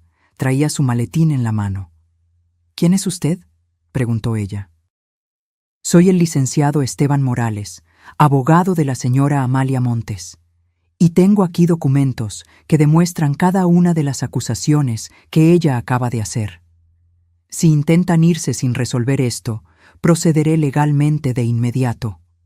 Vanessa se dejó caer en la silla, derrotada. Rodrigo me miraba con una mezcla de odio y desesperación. «¿Qué quieres, mamá? ¿Dinero? ¿Venganza? ¿Vernos en la calle?» «Quiero que aprendan», respondí con voz firme. «Quiero que entiendan que el amor no se compra, no se mendiga y no se pisotea. Quiero que sepan lo que se siente estar contra la pared, sin opciones, dependiendo de la misericordia de alguien a quien lastimaste». Me puse de pie. Tomé mi bolso. «Tienen 30 días para pagarme. Si no lo hacen, pierden la casa. Y créanme, yo no voy a dudar». Pero no tenemos ese dinero», susurró Rodrigo. «No hay forma de conseguirlo en 30 días. Entonces tal vez debieron pensarlo antes de humillarme». Antes de tratarme como si no valiera nada, caminé hacia la salida. Don Esteban me siguió. Detrás de nosotros escuché el sollozo de Vanessa y la voz rota de Rodrigo. «Mamá, por favor». No volteé, porque por primera vez en mi vida yo no iba a salvar a nadie más que a mí misma. Pero lo que pasó en los siguientes días me demostró que había subestimado hasta dónde estaban dispuestos a llegar. Y cuando me enteré de su último movimiento, supe que la guerra apenas comenzaba. Los días después de aquella cena fueron un torbellino. Rodrigo me llamó 63 veces en una semana. Le cambié el número de teléfono. Entonces empezó a mandarme correos electrónicos. Bloqueé su dirección. Apareció en mi edificio. Le pedí al portero que no lo dejara subir. Pero donde Rodrigo fracasaba, Vanessa se volvía más peligrosa. Una semana después de la cena, Socorro me llamó a las 11 de la noche, histérica. «Amalia, tienes que ver esto». «¿Qué pasa?». Vanessa hizo un video. Un maldito video llorando en TikTok. Ya tiene más de 50,000 vistas. Me mandó el enlace. Lo abrí con el estómago revuelto. Ahí estaba Vanessa, sentada en su sala, con los ojos rojos e hinchados, el maquillaje corrido, hablando entre sollozos a la cámara. «Hola a todos. Nunca pensé que tendría que hacer esto, pero necesito que me escuchen. Mi suegra, a quien acogimos en nuestra casa por 3 años, nos está extorsionando. Nos prestó dinero para salvar nuestra casa y ahora está usando cláusulas abusivas para quitárnosla. Dice que mentimos, pero solo hemos tratado de sobrevivir. Mi esposo está destrozado. Yo estoy en terapia. No sé qué hacer. Si alguien conoce un abogado que nos pueda ayudar pro bono, por favor, escríbanme. No tenemos a dónde ir. Ayuda. Q familias tóxicas. Q's extorsión». Los comentarios eran una mezcla. «Ay no, amiga, qué horrible situación. Las suegras siempre son el problema». Pero también había otros. «Momento, ¿no eres la misma que le dio un trapeador a su suegra en Navidad? Algo no cuadra aquí. ¿Por qué no muestras el contrato que firmaste? Si firmaste algo, es tu responsabilidad. No culpes a otros». Me recosté en mi cama, respirando profundo. Vanessa estaba jugando la carta de la víctima pública. Era lista, pero yo había aprendido a ser más lista. Al día siguiente, fui al despacho de don Esteban con una propuesta. «Licenciado, quiero hacer esto bien. Quiero que todo sea legal, transparente, irrefutable». «¿Qué tienes en mente?». «Quiero hacer una oferta final, una oportunidad real de que paguen, pero con testigos, grabaciones, todo documentado, para que cuando llegue el momento de tomar la casa, nadie pueda decir que no les di opciones». Don Esteban sonrió con aprobación. «Eres más inteligente de lo que ellos creen. Preparamos todo meticulosamente. Una reunión formal en el despacho, con escribano público presente, con todo grabado en video para efectos legales. Le mandé la citación a Rodrigo a través del licenciado. Reunión el viernes 10 de marzo a las 10:00 am en el despacho del LIC. Esteban Morales. Asistencia obligatoria según términos del contrato. Se discutirá propuesta de solución. Llegaron puntuales, pero se veían acabados. Rodrigo había perdido más peso. Tenía ojeras profundas. Vanessa traía el cabello recogido en una cola simple, sin maquillaje, ropa sencilla, intentando verse vulnerable. La sala de juntas era formal. Mesa larga de caoba, sillas de cuero, grabadora sobre la mesa, cámara en el trípode. El escribano público, un señor de 60 años con lentes gruesos, ya estaba sentado revisando documentos. «Buenos días», dije cuando entraron. No respondieron, solo se sentaron del otro lado de la mesa. Don Esteban comenzó. «Estamos aquí para discutir la deuda pendiente de 2.340.000 pesos que los señores Rodrigo Herrera y Vanessa Campos tienen con la señora Amalia Montes. Esta reunión está siendo grabada para efectos legales. ¿Alguna objeción?» «Ninguna», murmuró Rodrigo. «Bien, señora Amalia, tiene la palabra». Me incliné hacia adelante, con las manos entrelazadas sobre la mesa. «Rodrigo, Vanessa, los he citado aquí porque voy a hacer algo que quizá no merezcan, pero que necesito hacer por mi propia paz, darles una última oportunidad». Rodrigo levantó la vista, esperanzado. «¿Qué tipo de oportunidad?» «Tienen la deuda completa, 2.340.000 pesos. Sé que no pueden pagarla, pero voy a ofrecerles algo. Voy a perdonar el 30% de recargo. La deuda regresa a su monto original, 1.800.000 pesos. Mamá, no he terminado. Tienen 90 días para pagar esa cantidad, 3 meses. Si lo logran, la casa vuelve a su nombre y yo me retiro completamente de sus vidas». «3 meses siguen siendo imposibles», dijo Vanessa con voz temblorosa. «Déjenme terminar. Si no pueden pagar en 3 meses, entonces aceptan lo siguiente. Yo tomo posesión de la casa, pero les doy 6 meses adicionales para que encuentren dónde vivir. No los echo a la calle de inmediato. Les doy tiempo». Rodrigo me miraba incrédulo. «¿Por qué harías eso?» «Porque a pesar de todo, Rodrigo, sigues siendo mi hijo, y porque quiero que entiendas algo. Esto no es venganza. Esto es justicia. Hay una diferencia». Saqué un documento nuevo. «Este es un acuerdo modificado, con los nuevos términos. Si lo firman, se comprometen a intentar pagar en 90 días. Si no pueden, entregan la casa sin pleitos legales. Y yo les ayudo económicamente durante esos 6 meses adicionales con 50.000 pesos mensuales para que renten algo digno». Vanessa ahogó un sollozo. «¿Por qué está haciendo esto?» «Porque yo no soy como ustedes. Yo no disfruto el sufrimiento ajeno, pero tampoco voy a permitir que me pisoteen nunca más». Don Esteban puso el documento frente a ellos. «Tienen 2 opciones. Firmar este acuerdo, que es generoso considerando las circunstancias, o ir a juicio, donde perderán definitivamente y sin ninguna consideración adicional». Rodrigo tomó el documento, lo leyó línea por línea. Las lágrimas comenzaron a rodarle por las mejillas. «No vamos a conseguir el dinero en 3 meses, mamá. Tú lo sabes». «Lo sé. Por eso este acuerdo es realista. Les estoy dando tiempo y apoyo para que salgan adelante. Pero la casa, Rodrigo, la casa ya no es suya. Eso es consecuencia de sus decisiones». «La casa donde pensábamos formar nuestra familia», susurró Vanessa. La miré directo a los ojos. «Esa casa donde me tuvieron en una bodega, donde me humillaron. Donde convertiste mi cuarto en tu closet antes de que siquiera me fuera. No me hables de familia, Vanessa. Tú no sabes lo que esa palabra significa». Ella bajó la mirada. Rodrigo tomó la pluma. Miró el documento durante un largo minuto. Luego, con mano temblorosa, firmó. Vanessa lo siguió. El escribano certificó las firmas. «Listo», dijo don Esteban. «Tienen 90 días a partir de hoy. 10 de junio es la fecha límite. Si para entonces no han pagado, procederemos con la transferencia de propiedad». Rodrigo se puso de pie.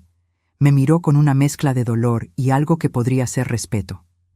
¿Sabes qué es lo peor de todo esto, mamá? ¿Qué?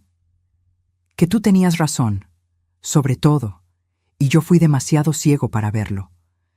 No eras ciego, Rodrigo, solo eras egoísta. Salieron del despacho en silencio. Cuando la puerta se cerró, don Esteban se reclinó en su silla. Fuiste generosa. Fui justa. ¿Y ahora? Ahora espero. Y vivo mi vida. Los siguientes 3 meses fueron los más tranquilos que había tenido en años. Me inscribí en clases de pintura en una galería local. Mi instructor, un artista joven llamado Mateo, me dijo que tenía talento natural. Vendí mi primer cuadro por 3,000 pesos. No era mucho, pero el sentimiento de crear algo con mis propias manos, algo que alguien valoraba, era invaluable. Hortensia se convirtió en mi mejor amiga. Viajamos juntas a Oaxaca por una semana. Comimos mole, compramos alebrijes, caminamos por las calles coloniales. Me sentí joven de nuevo. Socorro me visitaba cada domingo. Cocinábamos juntas, reíamos, recordábamos nuestra infancia. Me dijo una vez, no te había visto así de feliz desde antes de que Sebastián muriera. Es que por fin volví a ser yo, Coco. Rodrigo me escribió 2 veces durante esos 3 meses. Correos electrónicos formales. Mamá, hemos estado ahorrando, pero es difícil. Solo quiero que sepas que lo estamos intentando. No respondí. No había nada que decir. El 9 de junio, un día antes de la fecha límite, don Esteban me llamó. Amalia, Rodrigo acaba de depositar 2 millones de pesos.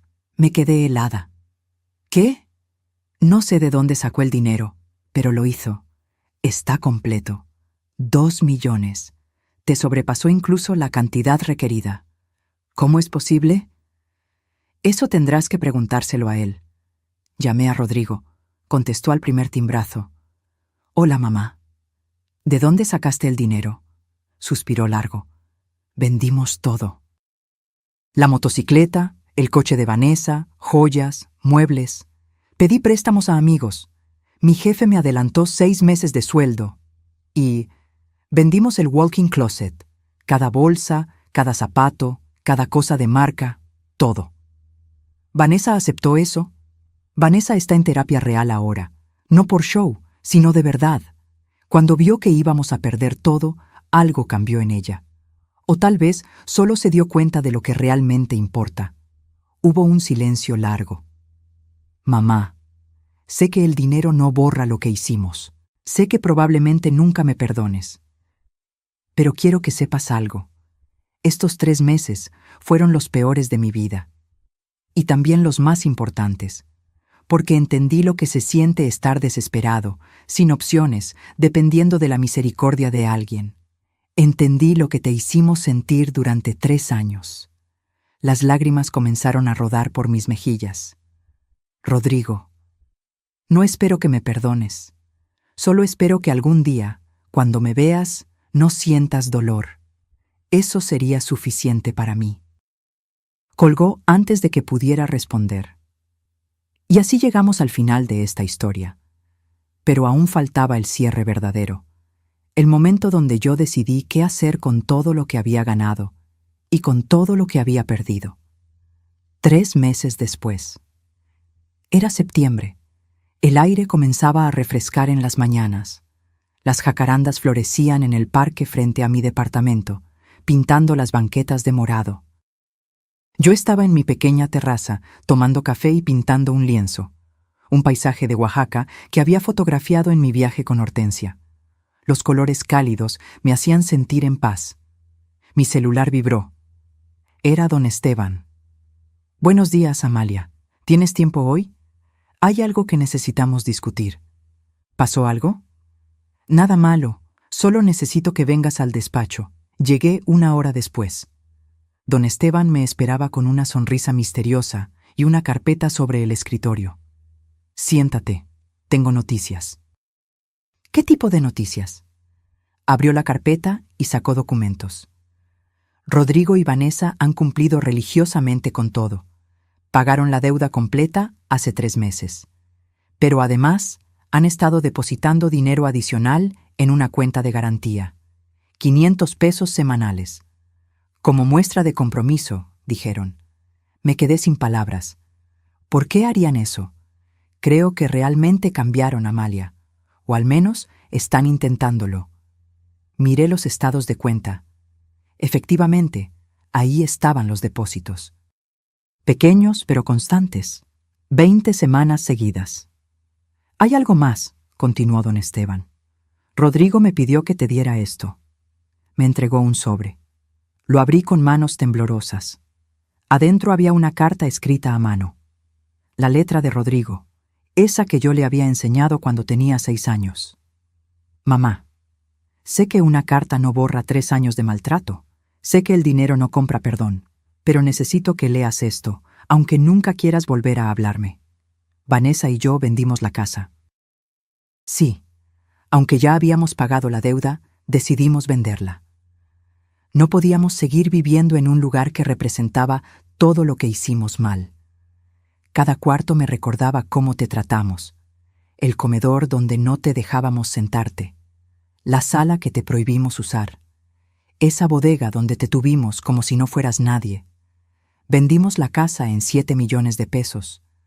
Pagamos lo que quedaba de hipoteca, y con lo que sobró, hicimos algo que espero te haga sentir, no sé si orgullosa, pero al menos menos decepcionada. Donamos 2 millones de pesos a un refugio para personas mayores que sufren maltrato familiar. En tu nombre. El refugio ahora se llama Casa Amalia. También compramos un departamento pequeño, sin lujos. 2 recámaras, una sala sencilla. Aprendimos a vivir con menos. ¿Y sabes qué descubrimos? Que somos más felices así. Vanessa está trabajando. Dejó su obsesión con las apariencias. Vende repostería desde casa. Hace pies y pasteles. Le va bien.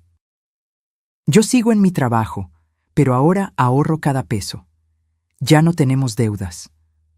Mamá, nunca voy a dejar de arrepentirme. Cada noche, antes de dormir, pienso en ese trapeador, en tu cara cuando te lo dimos, en cómo te humillamos, y me duele tanto que quisiera regresar el tiempo. Pero no puedo. Solo puedo intentar ser mejor. No te pido que me perdones. Solo te pido que algún día, si nos cruzamos en la calle, no cambies de acera. Eso sería suficiente. Con amor y vergüenza eterna, Rodrigo. Las lágrimas corrían por mi rostro sin control. Don Esteban me pasó un pañuelo desechable en silencio. ¿Es verdad lo del refugio? Pregunté con voz quebrada. Completamente verdad. Yo ayudé con los trámites legales. El refugio existe. Ya está funcionando. Atiende a 10 personas mayores que fueron rescatadas de situaciones de abuso familiar. Me llevé las manos a la boca. Casa Amalia. Tu nombre está honrando algo hermoso, Amalia. Algo que nació del dolor, pero que se convirtió en esperanza para otros. Me quedé en silencio largo rato, procesando, sintiendo. ¿Qué quieres hacer?, preguntó don Esteban. Rodrigo no está pidiendo verte, solo quería que supieras. Doblé la carta con cuidado. Quiero pensar. Salí del despacho con la carta en mi bolso. Caminé sin rumbo por el centro. Pasé por la catedral, por el mercado, por las calles donde Sebastián y yo caminábamos de novios hace tantos años. Me senté en una banca del jardín principal. Observé a las palomas picoteando migajas, a las parejas jóvenes tomándose fotos, a los niños corriendo con globos, y entonces supe qué hacer. 2 semanas después, un sábado por la mañana, me paré frente al edificio donde ahora vivía Rodrigo. Era un edificio modesto, 4 pisos, fachada sencilla, sin portero. Toqué el timbre del departamento 3B. La voz de Vanessa sonó por el intercomunicador, nerviosa. ¿Quién? Soy Amalia. Silencio. Luego el sonido de la puerta abriéndose. Subí las escaleras despacio. Mi corazón latía fuerte, pero no de miedo. De algo diferente. Algo como esperanza cautelosa. La puerta del departamento estaba entreabierta. Entré. El lugar era pequeño pero limpio. muebles sencillos, sin ostentaciones. Olía a café recién hecho y a algo dulce horneándose. Rodrigo estaba parado en medio de la sala, con los ojos rojos. Vanessa detrás de él, con las manos entrelazadas, también llorando. «Mamá», susurró Rodrigo. No corría a abrazarlo. Todavía no estaba lista para eso, pero tampoco me quedé en la puerta. «Leí tu carta. Yo no esperaba que vinieras. Vine porque necesito decirte algo, algo que tú necesitas escuchar y yo necesito decir». Me senté en el sofá. Ellos se quedaron de pie, como niños esperando un veredicto. «Lo que me hicieron fue imperdonable y voy a cargar con esa herida el resto de mi vida. No puedo simplemente olvidar 3 años de humillaciones. No funciona así». Rodrigo asintió, las lágrimas rodando. «Pero», continué, «tampoco puedo cargar con el odio, porque el odio pesa, Rodrigo, pesa tanto como la tristeza, y yo ya no quiero cargar cosas pesadas». «¿Qué significa eso?», preguntó Vanessa con voz temblorosa. «Significa que no voy a olvidar, pero voy a intentar perdonar, no por ustedes, por mí, porque yo merezco paz». Me puse de pie. Vi lo que hicieron con el refugio, vi los depósitos constantes, vi cómo vendieron la casa aunque no tenían que hacerlo. Y veo que al menos están intentando cambiar. «Mamá, nosotros…», levanté la mano. «No quiero que me digan nada ahora, solo escuchen. Voy a darles mi número nuevo, voy a permitir que me escriban, no prometo responder siempre, no prometo visitas frecuentes, pero voy a dejar la puerta entreabierta, solo entreabierta. Si ustedes realmente cambiaron, con el tiempo, tal vez esa puerta se abra más». Rodrigo se desplomó en el sofá, sollozando. «Gracias, mamá, gracias. No me agradezcas. Esto no es un regalo, es una oportunidad que se ganan día a día. Si vuelven a fallar, si vuelven a mentir, si vuelven a faltarme al respeto, esa puerta se cierra para siempre. ¿Entendido?». Ambos asintieron. Caminé hacia la salida. En la puerta me detuve. «Una cosa más. Ese refugio, Casa Amalia. Quiero ser voluntaria ahí». Rodrigo levantó la vista, sorprendido. «¿En serio?». «En serio. Si mi dolor puede ayudar a otros, entonces no fue en vano». Salí del departamento, bajé las escaleras, y cuando llegué a la calle, respiré profundo. No era felicidad plena lo que sentía, era algo más complejo. Era paz mezclada con tristeza, esperanza mezclada con cautela, perdón mezclado con memoria. Era simplemente seguir adelante. 6 meses después, estaba en Casa Amalia, el refugio, ayudando a una señora de 75 años que acababa de llegar. Se llamaba Refugio, irónicamente. Sus hijos la habían tenido en un cuarto sin ventanas, alimentándola con sobras. «No sé si pueda recuperarme de esto», me dijo con voz quebrada. Tomé su mano. Yo tampoco sabía si podría, pero mira dónde estoy ahora. «¿Usted también?». «También. Por eso entiendo tu dolor. Y por eso sé que sí puedes salir adelante». Sus ojos se llenaron de lágrimas, pero también de algo más, esperanza. Esa noche, de regreso en mi departamento, me senté en mi terraza con una taza de té. Socorro me había visitado, Hortensia también. Habíamos cenado juntas, reído, planeado un viaje a Guanajuato para diciembre. Mi celular vibró. Era un mensaje de Rodrigo. No era el primero. En 6 meses me había escrito cada semana. Mensajes cortos, respetuosos. Nunca pidiendo nada, solo compartiendo su vida. «Mamá, Vanessa horneó un pay de manzana con tu receta. Salió perfecto. Nos acordamos de ti. Te mandamos un abrazo». Esta vez, por primera vez en meses, respondí. «Me alegra que la receta les haya salido bien. Cuídense». Era poco. Pero era un paso, porque yo había aprendido algo en todo este proceso. El perdón no significa olvidar. El perdón significa decidir que el pasado no va a controlar tu presente. Significa soltar, no por la otra persona, sino por ti. Y yo había decidido soltar. Miré las estrellas, pensé en Sebastián, en cómo él me había enseñado que el amor verdadero nunca humilla, nunca rebaja, nunca pisotea. Gracias, mi amor, susurré al viento, por enseñarme mi valor, por dejarme recursos para defenderme, por amarme hasta en tu ausencia. Una estrella fugaz cruzó el cielo. Pedí un deseo. No pedí riqueza, no pedí venganza, no pedí que el tiempo regresara. Pedí paz, para mí, para todos los que habían sido lastimados como yo, para todos los que sentían que no valían nada. Y en ese momento, sentada en mi terraza, con mi té caliente, mis amigas recientes, mi trabajo en el refugio, mis pinturas en las paredes, mi independencia recobrada, me di cuenta de que ese deseo ya se había cumplido. Reflexión final. Si estás escuchando esta historia y te sientes identificada, quiero que sepas algo. Tú también vales. No importa cuánto tiempo lleves aguantando maltratos. No importa cuántas veces te hayan dicho que eres una carga. No importa cuántos trapeadores metafóricos te hayan dado. Tú vales. Y nunca, nunca es tarde para recuperar tu dignidad. Porque la verdadera riqueza no está en lo que posees, sino en lo que no permites que te quiten. Tu amor propio, tu dignidad, tu derecho a ser tratada con respeto. Yo tuve la suerte de tener recursos económicos para defenderme, pero la verdadera fortaleza no vino del dinero, vino de entender que merecía más. Y esa comprensión no cuesta nada. Está disponible para todos. Si estás en una situación similar, busca ayuda. Habla con alguien de confianza. Investiga tus derechos. No te quedes callada pensando que no tienes opciones. Siempre hay opciones.